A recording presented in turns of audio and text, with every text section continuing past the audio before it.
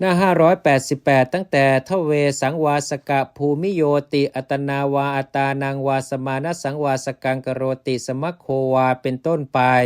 ภิกษุทำตนให้เป็นสมานสังวาสด้วยตนเองหรือสงฆ์ผู้พร้อมเพรียงประกาศถอนภิกษุผู้ถูกสงฆ์ยกวัดนั้นเสีย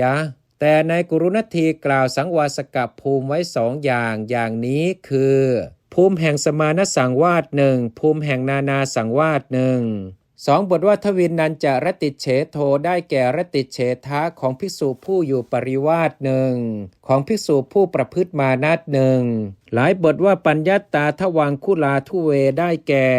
พระบัญญัติว่าด้วย2 นิ้วอย่างนี้คือพระบัญญัติที่ว่าภิกษุณีเมื่อถือเอาให้สะอาดด้วยน้ำพึงถือเอาเพียง2 ข้อนิ้วมือเป็นอย่างยิ่งนี้พระบัญญัติที่ว่าภิกษุไว้ผม2 นิ้วหรือ2 เดือนนี้หลายบทว่าทเวอัตตานางวัทิตวานะมีความว่าภิกษุณีทำร้ายตัวเองต้องอาบัติ1 อย่างคือทำร้ายร้องไห้ต้องปาจิตตี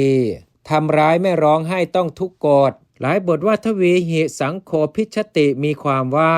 วงเล็บสงย่อมแตกกันด้วยเหตุ2 ประการคือด้วยกรรม1ด้วยจับสลาก2 บทว่าทเวทถาปัทมาปฏิกามีความว่า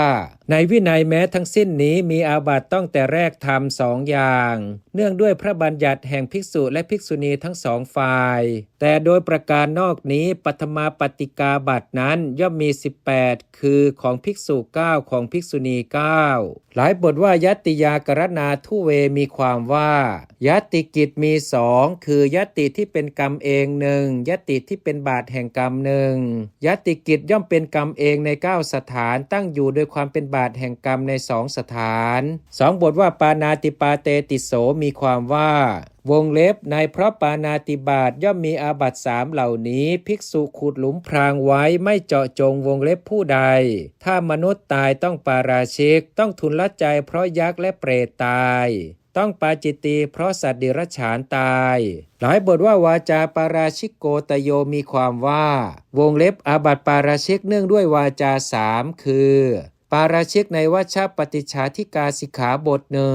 ในอุคิตานุวัติกาสิกขาบทในอัฏฐวัตถุกาสิกขาบทแต่ในกุรุณทีท่านกล่าวไว้3 อย่างนี้คือปาราชิกเพราะอธินาทานและฆ่ามนุษย์โดยสั่งบังคับและเพราะอวดอุตริมนุสธรรม2 บทว่าโอภาสนาตโยได้แก่สังฆาทิเศษเพราะพูดสรรเสริญและติพาดพิงทวารหนักทวารเบา